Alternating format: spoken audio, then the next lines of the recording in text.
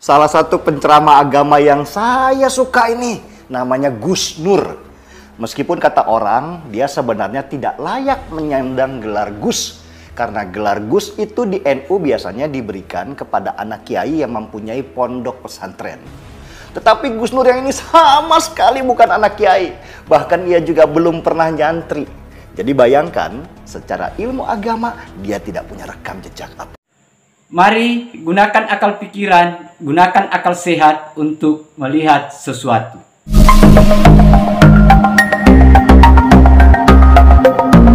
Assalamualaikum warahmatullahi wabarakatuh. Salam sejahtera untuk kita semua. Salam demokrasi dan salam pluralisme. Oke sahabat-sahabat, jumpa lagi di Rahmat Channel. Nah, kali ini sekaitan dengan si Sugi Nur yang sekarang lagi menjalani hukuman atau lagi proses persidangan di Solo dengan kasus penistaan agama. Nah, saya mau mencoba sahabat-sahabat dari perspektif lain, yaitu seperti apa pandangan Denny Siregar. Denny Siregar ini yang mengupas tuntas soal profil dari si Sugi Nur ini. Karena si Sugi Nur ini kan kontroversi di dalam memberikan ceramah-ceramah agamanya. Yang baru-baru ini juga sebelum dia ini semua tokoh itu diharamkan. Si Ganjar, Erik dan itu diharamkan menurut pikiran mereka sahabat-sahabat. Nah, seperti apa pandangan atau ulasan dari Denny Siregar ini, karena ini betul-betul menampar habis si Sugi Nur.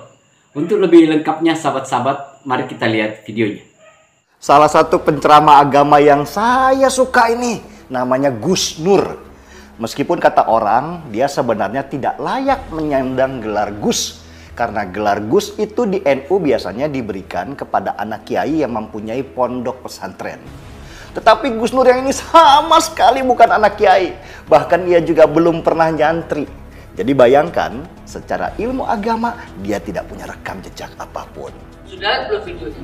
Bagi saya, Ganjar haram, Erik haram, Erick Thohir haram, Ganjar haram, Puan haram, Prabowo haram, Sandiaga Uno haram. Saya, bukan Anda. Karena di mata saya ya sama saja oligarki. Sama saja, ya sama saja apalah, pembohong, sama saja. Enggak, saya bukan Bang Egi, bukan saya. Dan saya nggak nyuruh Anda haram, Anda pilih saja. Nah itu sekali pengkhianat tetap pengkhianat, sekali bohong tetap bohong bagi saya. Nah, dan itu saya pertanggungjawabkan. Seandainya tiba-tiba ada orang datang ke saya, Gus Dur, pilih Erick Thohir, ini 1 triliun. Saya sudah ngomong haram, Pak. Mulut saya ini nggak bisa dibeli dengan uang 1 triliun. Sudah, itu intinya. Coba bangun karakter seperti ini, insya Allah selesai masalah Anda. Nama aslinya Sugi Nur Raharja. Jadi kita panggil saja dia Sugi Nur. Ceritanya dulu, Sugi Nur ini adalah pemain debus. Dia mengikuti jejak ayahnya yang juga pemain debus. Dan masa lalu Sugi ada di jalanan. Dia selain mencari uang lewat pertunjukan debus, juga mencopet dan menipu orang dengan gendam. Selain itu, dia juga berprofesi sebagai penjual obat keliling. Mungkin saat menjual obat inilah si Sugi melatih kemampuannya berbicara di depan publik. Ya pasti dengan tipu-tipu supaya obatnya itu laku. Sesudah bertahun-tahun menjadi penjual obat, Sugi pun mulai bosan. Mungkin karena hasilnya nggak seberapa dan dia juga nggak kaya-kaya. Akhirnya Sugi pun belajar agama. Dan dari sinilah dia bisa memadukan ilmu jualan obat tipu-tipunya dengan agama. Sugi sudah menemukan formula supaya dia bisa hidup sejahtera. Sugi termasuk cerdas. Dia memanfaatkan YouTube untuk mencari penggemar. Dan dia berhasil. Dia diundang kemana-mana dan dapat gelar terhormat sebagai Ustadz. Hanya dalam perjalanan sebagai Ustadz, Sugi punya banyak kompetitor. Dia tidak mau hanya menjadi pendakwah kampung. Dia pengen naik ke tingkat nasional. Dan Sugi pun mulai mencari perbedaan dalam ceramahnya, atau bahasa keren marketingnya, diferensiasi. Sugi mulai berdakwah sambil mengeluarkan kata-kata mutiara. Selain itu, dia terus menyerang NU dan Banser supaya orang melirik kepadanya. Dan pada saat Pilpres, Sugi menemukan momentum dengan menyerang Jokowi sebagai panjatan sosialnya. Jokowi itu sholatnya pencitraan. Itu bukan fitnah, datanya ada. Wong nggak bisa ngimami sholat kok maksa jadi imam. Dan seperti kisah-kisah sukses lainnya, Sugi Nur pun berhasil mencapai cita-cita. Dia dikenal di mana-mana dan undangan ceramah pun deras mengalir. Hidupnya berubah. Sugi Nur mulai menjadi bintang iklan, bahkan bermain properti. Sugi Nur dengan ilmu jualan obat yang dipadukan dengan agama akhirnya menjadi orang sukses dengan memiliki barang-barang mewah. Hasil jualan agama ternyata bisa membuatnya hidup sejahtera dan nyaman, bahkan bisa dipamerkan. Sugi Nur menjadi orang sukses yang bisa dibanggakan orang kampungnya. Wow, sungguh mengagumkan. Sahabat Super, kisah Sugi Nur bukan kisah satu-satunya orang yang mencari uang dengan berjualan agama. Banyak ustadz-ustadz yang sukses di dunia karena punya kemampuan berbicara dan mempengaruhi orang lewat ceramahnya. Salah satunya adalah seorang yang bernama Xiao Chen Kuok, atau yang kita kenal sekarang dengan nama Felix Xiao. Felix yang dulunya Kristen menemukan kehidupan dunianya sesudah dia pindah agama. Nanti kita akan bahas dalam kesempatan lain. Sebagai pesan terakhir, saya ingin mengutip kata-kata motivasi untuk para sahabat super dari Ibnu Rushd. Jika ingin menguasai orang bodoh, maka bungkuslah sesuatu yang batil dengan agama.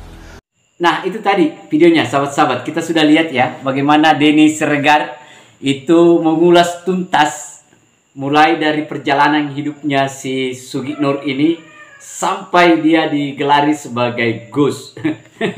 Ya, menurut Denny, karena si Sugi Nur ini itu tidak pernah sama sekali mengenyam yang namanya bangku bangku agama lah.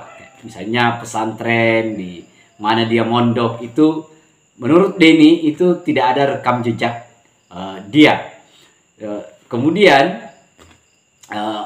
awalnya dia dari debus ya, mengikuti jejak orang tuanya sebagai penjual obat di pinggir jalan, atau biasalah kalau di pasar-pasar tradisional itu banyak debus-debus penjual obat, tetapi dia juga melakukan atraksi-atraksi debusnya.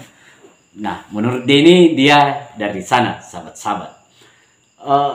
Kemudian yang membingungkan kita atau yang menjadi kontroversi ya, yang sampai hari ini itu banyak sekali pengagum si Sugi Nur ini, sahabat-sahabat.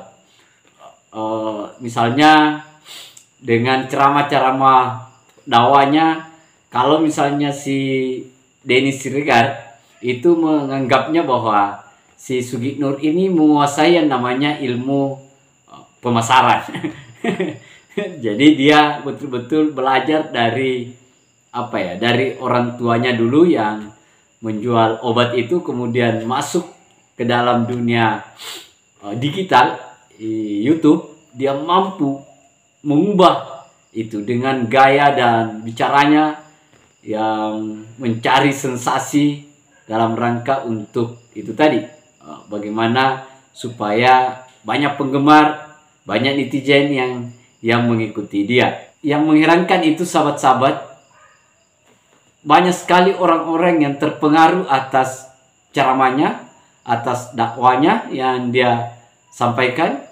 Padahal kalau kita lihat tadi dari basic agamanya itu tidak ada, sahabat-sahabat. Tetapi kalau kita lihat skenarionya sangat jelas. Kalau kita lihat dari Denny ya, bahwa dia memang kontroversinya itu awalnya dia serang Nahdlatul Ulama.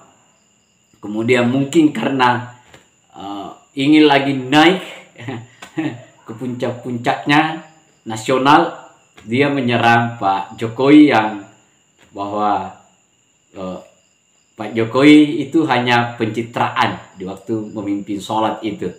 Bahwa dia memimpin sholat, dia jadi imam itu karena dia hanya pencitraan. Nah itu, seperti itu dia ulasan-ulasannya sahabat-sahabat. Dan saya kira itulah siapa sebenarnya si Sugi Nur menurut Denny Siregar. Dan saya kira apa yang disampaikan Denny Siregar dengan itu sangat logis, masuk akal, dan rasional.